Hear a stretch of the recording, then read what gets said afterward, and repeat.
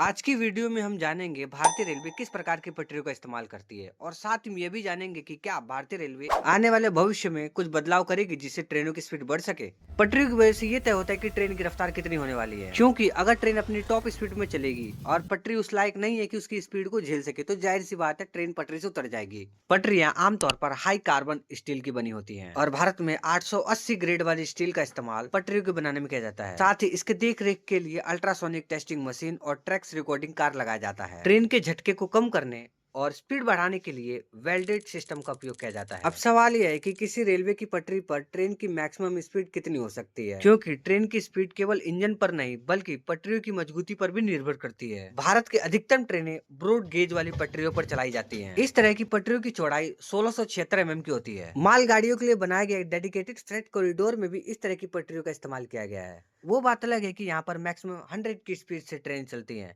अब भाई क्या करें, उनकी स्पीड ही इतनी है, लेकिन इस पटरी पर ट्रेनें आराम से 160 की स्पीड से चल सकती हैं। लेकिन वही स्टैंडर्ड गेज इस तरह की पटरी का इस्तेमाल बुलेट ट्रेन और मेट्रो प्रोजेक्ट में किया जाता है। भारत में भी इसका इस्तेमाल किया गया है, वो भी कहाँ पर, मुंबई अहमदाबाद कॉरिडोर में, जो अभी कॉरिडोर बनाया जा रहा है बुलेट ट्रेन के लिए। वैसे इन पटरियों की चौड़ाई 1435 mm की होती है। जितनी भी बुलेट ट्रेन होती है मैक्सिमम इसी प्रकार की पटरियों पर चलती है। मीटर गेज इन जैसे पटरियों का इस्तेमाल पहले भारत में किया जाता था।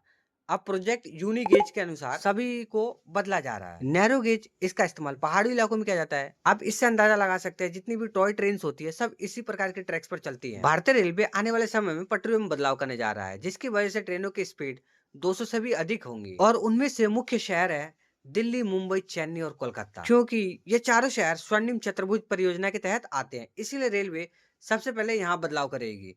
वैसे इस पर आपकी क्या राय है, कमेंट बॉक्स में जरूर बताएं।